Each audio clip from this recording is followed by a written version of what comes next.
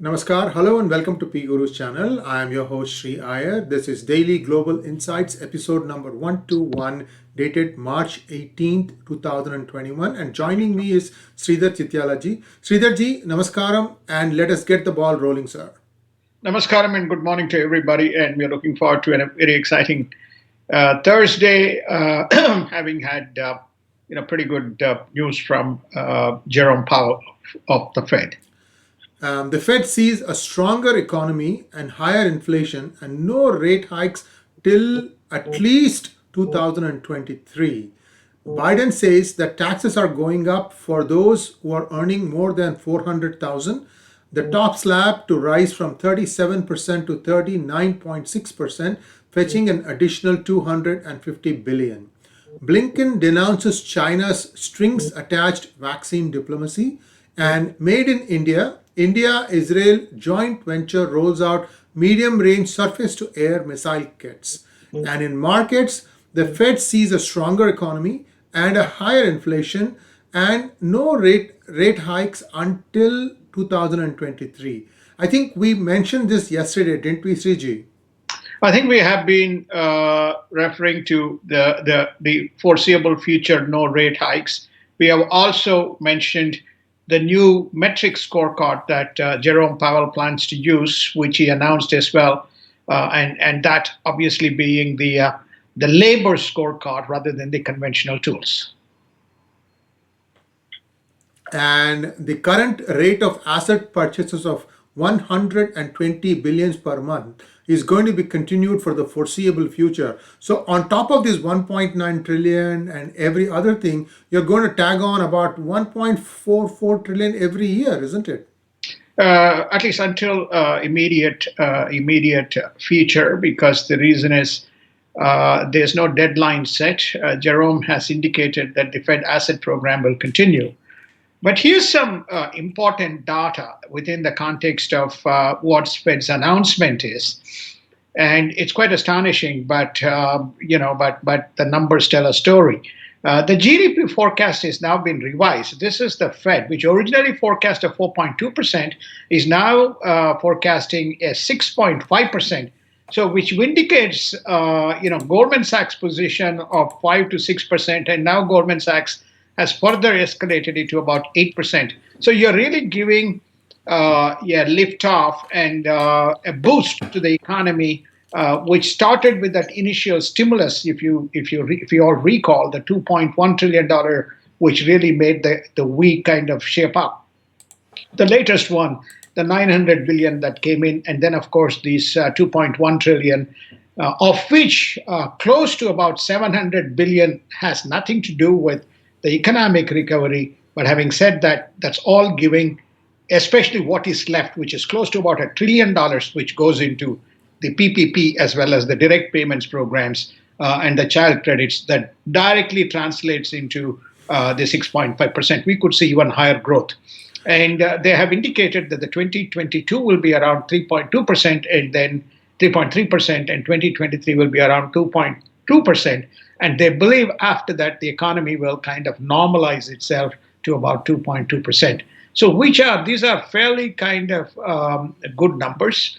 Adjacent to that, the unemployment is currently around 6.2%, which is again a very good number.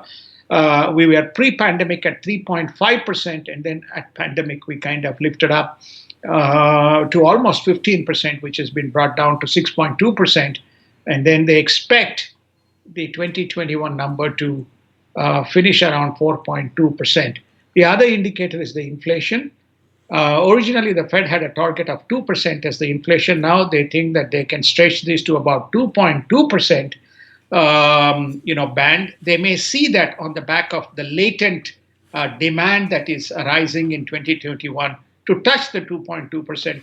And they believe the inflation will get back to 2% in 2022 and around 2.1% in 2023.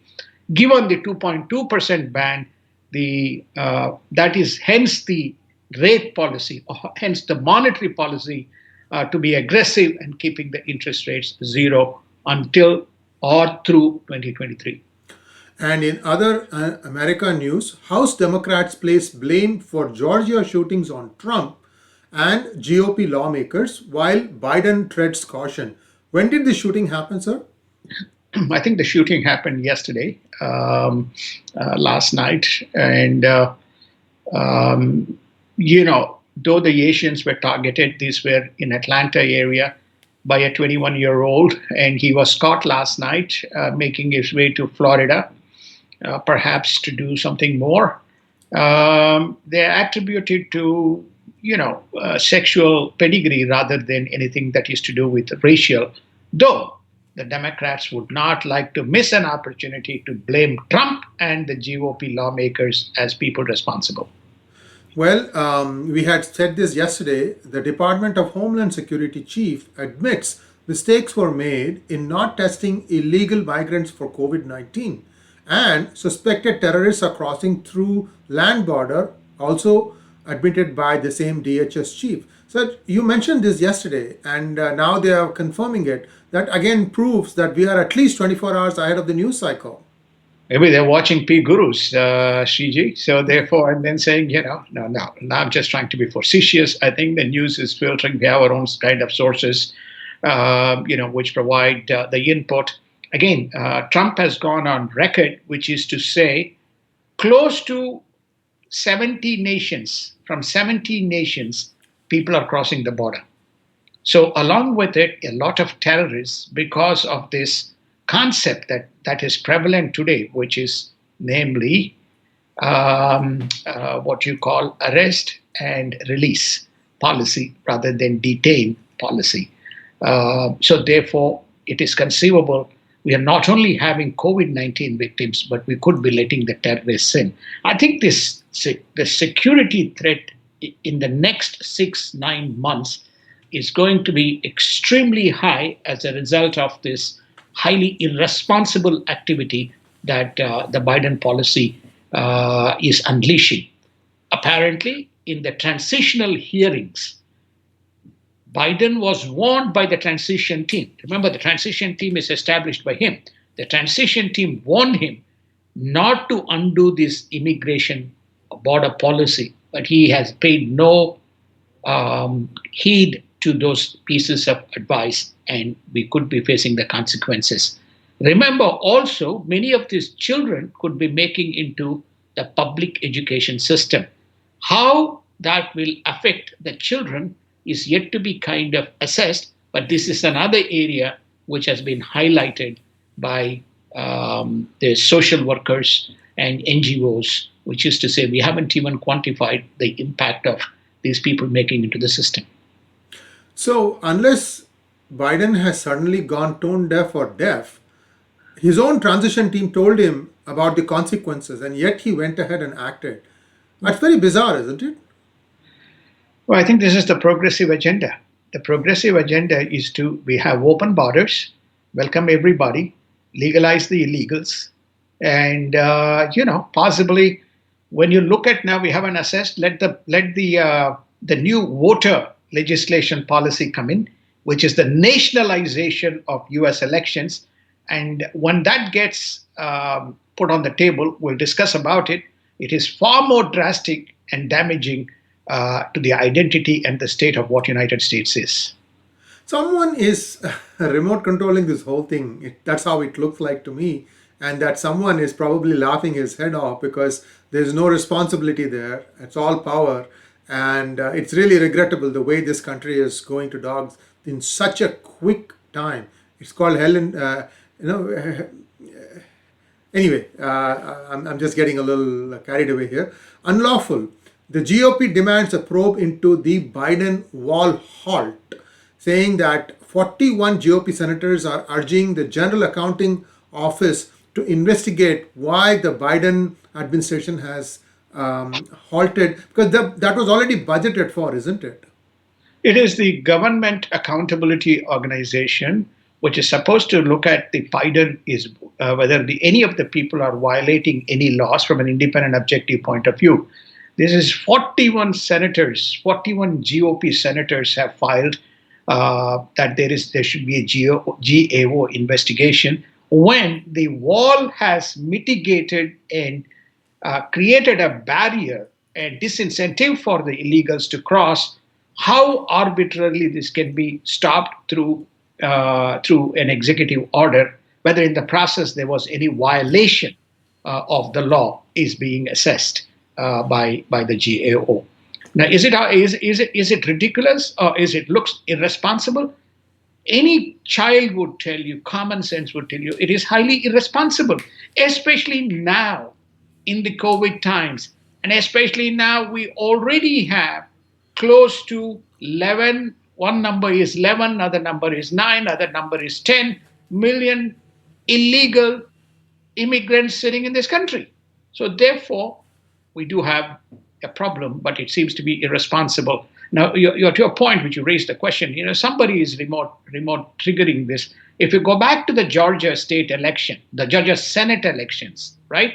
The Georgia Senate election was fought with the whole notion we have to win the two seats, because if we don't win, our progressive agenda will once again be halted. It was thwarted for the past 4 years. We cannot afford to have the progressive agenda thwarted. For us to have our agenda through, we got to win these two seats by any stretch of imagination. And money was poured in. And of course, the Supreme Court judge of Georgia, and of course the Democratic leader in the Georgia state, conveniently kind of worked out some policies and stuff which helped stretching the election time, verification of the ballots, the whole raft of things that we have covered, of which one is coming to light, which is the Fulton County. And then we also see that in Michigan, the signature verification and the process involved in the counting and validation of the votes is now being considered illegal. So slowly there is a snippet feed of information that is coming through, and all this points to the fact that there is not somebody, but at least one ex-president seems to be involved in making sure that the progressive agenda is run. This immigration and open borders policy stretches back to the Obama-Biden time. Now, Pelosi Democrats are pushing citizenship for illegal immigrants, and this will again make that influx grow that much faster, because they'll say that, oh, once we are in America, it's only a matter of time before we will be regularized. So this kind of scorched earth policy doesn't augur well for the country, because it's not as if there are millions of jobs in the United States, and plus we are in the middle of a pandemic. God only knows what these progressives are having in their mind, but certainly it's not something that augurs well for the next generation. Let's talk about next generation.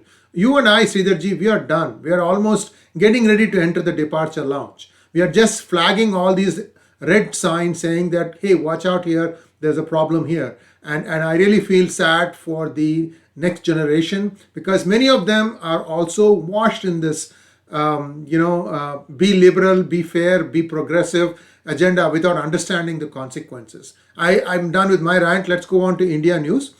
Chinese investments in coup swallowed by eminent Indian investors, including former cricketer Javagal Srinath. PGurus has a story on this. Do read it up for more details. India-Bangladesh border saw the highest infiltration in the last 2 years, and it is now revealed that arms were lifted in via drones from Bangladesh into India. So this is going to present more challenges, and you will see a lot of violence in the upcoming West Bengal elections, assembly elections, because it all seems like they are trying to cause trouble there. We will just keep you posted. What are your thoughts, Sridharji? Well, the whole CAA issue is around Bangladesh. We have to go back to perhaps last year, August, September timeframe, when we hosted the Assistant Secretary General of India, Additional Solicitor General of India, who conducted, who actually revealed and laid threadbare the whole legal and kind of the context behind the CAA and the illegal immigrant infiltration that is actually coming from Bangladesh, and changing the ecosystem as well as the ethnicity in not only in Bengal but also in Assam, and causing, polarizing issues within the community. So therefore, Pakistan is hell bent on creating a disruption. There is no doubt.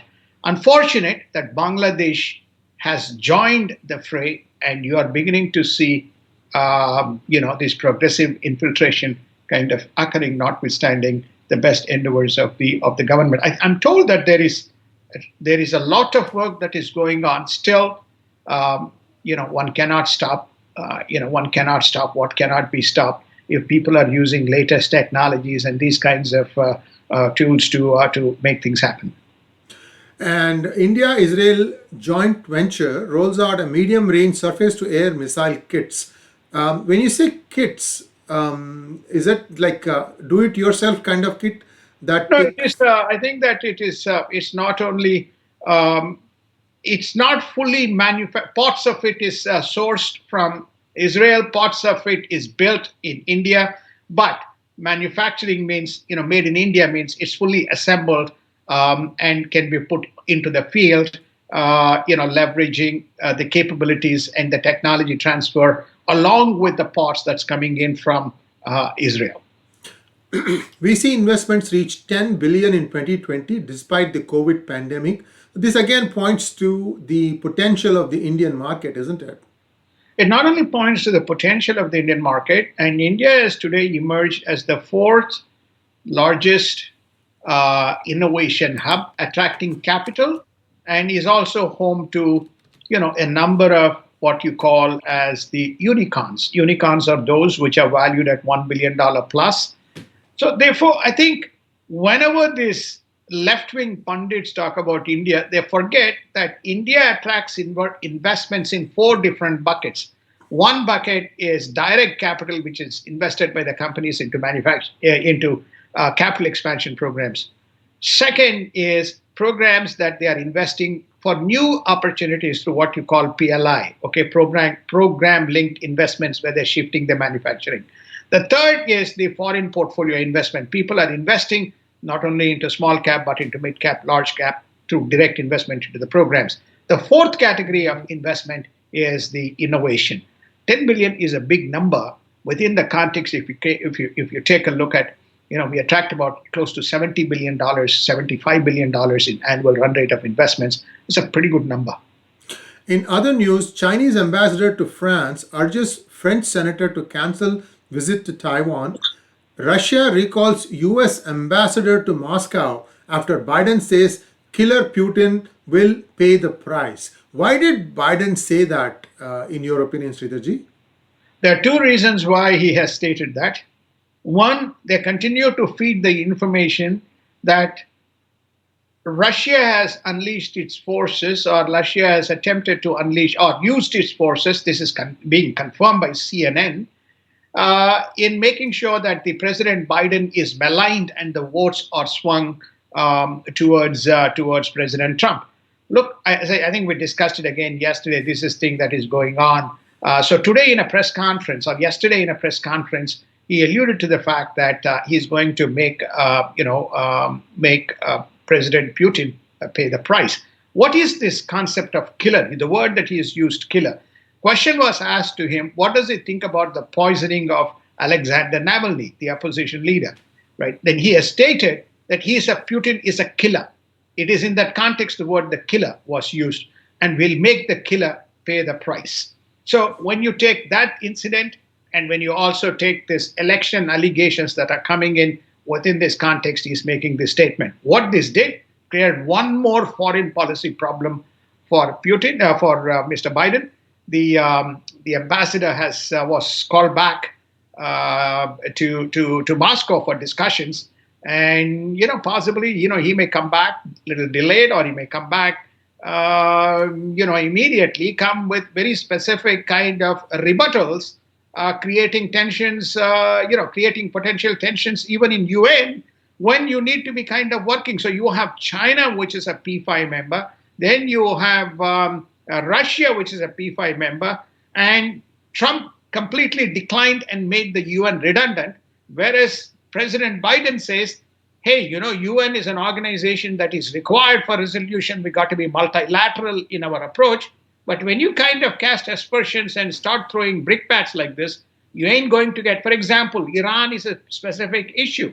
China is a specific issue. How are you going to get global consensus to address these issues when you on day one, what you call as launching these tirades against some of these people in a very outlandish manner? And finally, terrorism incidents are rising in several African states, Nigeria, Mozambique, Mali, and Eritrea. Sridharji, what could be the reason for this? Well, it's very clear we have a weak administration at the center. So, if you recall, most of the terrorists shifted their operations from Afghanistan to the Arabian Peninsula. And a lot of activities took place in Yemen, Somalia, Mozambique, and even in Nigeria with this collaboration or collusion with Boko Haram. Apparently, there is the special forces of United States stationed around the embassy in Mozambique, and they are hunting for ISIS. We already talked about ISIS footprint in the Lebanon Syrian area. We talked about the ISIS footprint in Iran. Now it looks like there is whatever you want to call this Arabic ISIS wing. There's a specific there's a name for that which doesn't resonate in my mind immediately. So you are seeing now the resurgence of this. Why? Because people have China, everybody is focused on China, what little resources that can be put.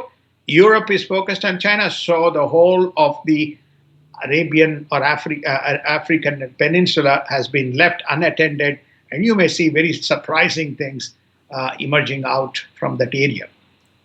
And that brings us to a close on today's episode. We'll be back again tomorrow, same time, same place. Thanks for joining, and namaskaram. And don't forget to subscribe to our channel. Namaskar and have a good day.